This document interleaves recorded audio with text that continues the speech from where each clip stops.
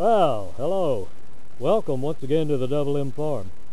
Been a while since I put anything on here, mainly because it's March 2019 and it has been cold, dreary, windy, rainy. This morning we're getting drizzle, sleet, and some snow flurries as I film this, so obviously I haven't been able to do a whole lot on the farm.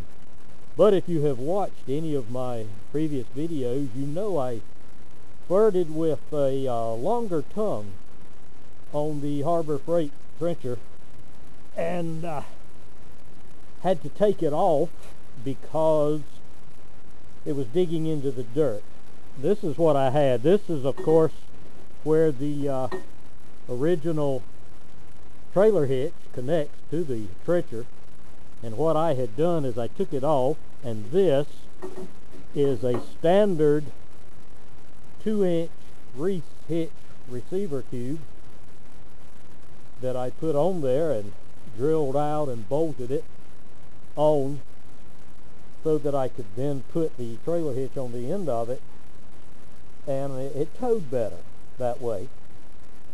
But the problem I was having was when operating the machine, when you would push down with the boom and dipper to pick the machine up and move it forward or back, this long tongue was obviously digging into the dirt. So I had to remove it. And I went back to just the standard from the factory with the trailer hitch bolted here as it is supposed to be done. But even with that, on my unlevel ground, don't know how well it'll show up on camera, but here's the trailer hitch. It's bent right here slightly, not enough to hurt anything, but even with just it mounted in its stock position, I was still digging it into the ground. Again, because I am in the mountains and have so much unlevel ground out here, hills.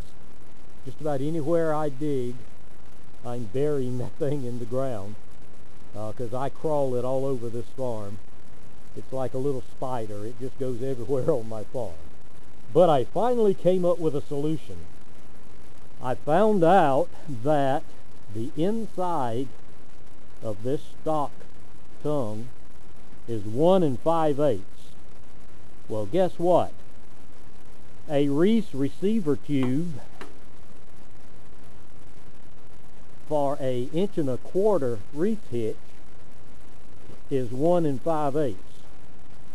So I bought a 12-inch reese receiver tube for a 1¼ inch reese hitch, and I cut the lip off. I'm sorry I don't have a tripod handy, so I'm having to do this all by hand. Cut this piece off, and now this tube, reese receiver tube for a 1¼ inch trailer hitch, slides snugly inside of the stock tongue. I drilled a couple of holes in it, and the stock holes are about 3/8, I believe it was, and I drilled them out slightly to make it 1/2 inch.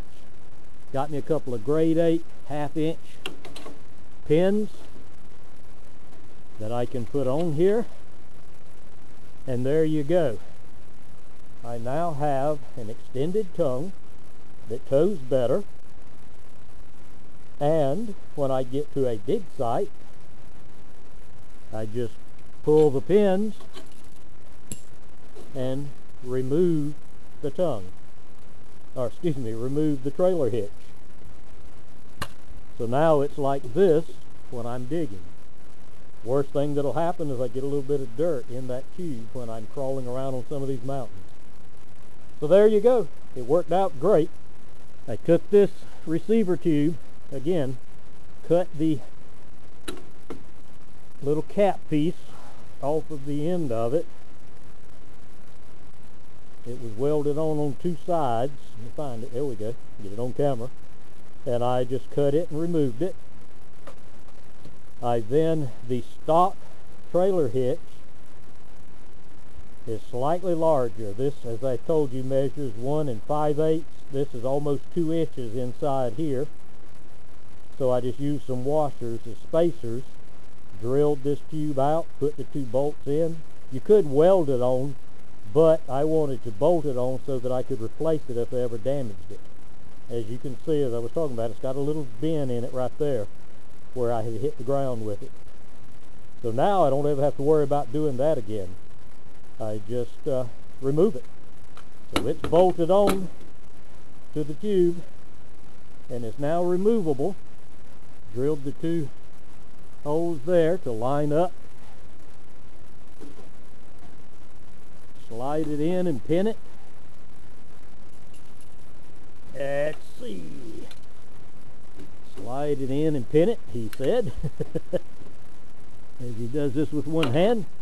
Put the 2 pins in. Those are 1/2 inch grade 8 pins. They're too long, but it was the only ones I could find in the 1/2 inch size. Got them at Tractor Supply. So there you go. Worked great, pulls good, and I no longer have to worry about damaging the trailer hitch on my trencher. So that is the latest upgrade and update of Little Red. Oh boy, here comes the rain again. The Harbor Freight trencher. You can see I've got her parked into the shed here where she's been for a while. And I've started leaving her in the towing position and with the boom and dipper up in the air.